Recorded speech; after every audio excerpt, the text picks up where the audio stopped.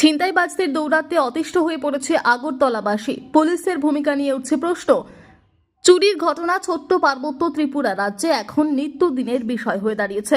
প্রায় প্রতিদিনই ত্রিপুরার বিভিন্ন জায়গায় ঘটছে একাধিক চুরির ঘটনা। চুরির সাথে পাল্লা দিয়ে এখন যেন ত্রিপুরায় বেড়ে চলেছে ছিনতাইবাজের ঘটনা।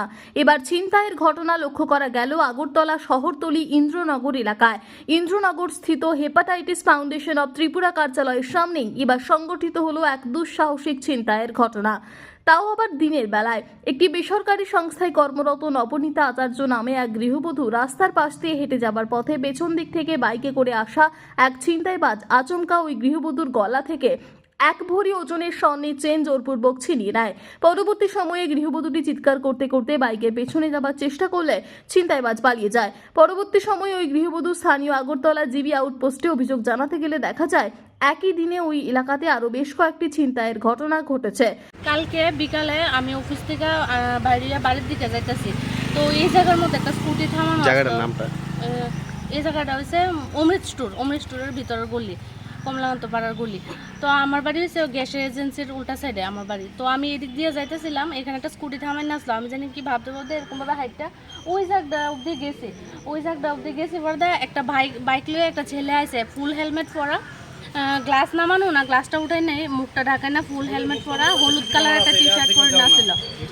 তারপরে আমি হয়তো ওই জায়গাটা গেছি পর্দা হঠাৎ করে বাইকটা আমার পাশ দিয়ে স্লো করছে করে আমার ঘাটটার মধ্যে এরকম ভাবে চিপ দিয়ে ধরছে বলতে আমি লড়তে পারতেছি না, ঘাটটা এরকম ভাবে ঘুরাইতে পারতেছি না। তবুও আমি চোখটা এরকম ভাবে ঘুরাইছি। এবার চোখটি বড় করে লাল করে আমার জানি কি একটা কইছে, আমি কথাটা বুঝছি না।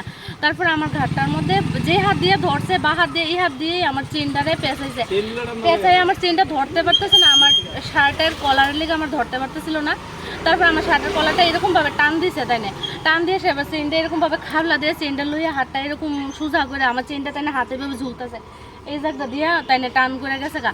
আমি এই করে যাইতেছে, এবার মহিলা জিজ্ঞেস করতেছে যে কী হয়েছে, আমি আমার চেন টান দিয়ে নিছে গা। তারপর চোর করে চিল্লি দেন, আমি দৌড়াইতেছি তাই এর পিছিয়ে চোর করে, কিন্তু রাস্তা তো একদম নীরব আসলো, কেউ আসিল না। তো হ্যাঁ বাইক লিয়া টাইন না গেছে গা। মানে বাইক নাম্বার কি দেখতে পাচ্ছেন? বাইকের নাম্বার প্লেটটা মুড়ানো আছিল, আমি ভাবছি যে বাইকের নাম্বারটা ফলো রাখুম, কিন্তু বাইকের নাম্বার প্লেটটা মুড়ানো আছিল যে আমি দেখতে পারছি না। থানায় কি কমপ্লেইন করছেন? থানায় আমি জিবি আউটপোস্টে গিয়ে কালকে কমপ্লেইন করছি। আরো এরকম ঘটনা কালকে আরো 2টা হয়েছে।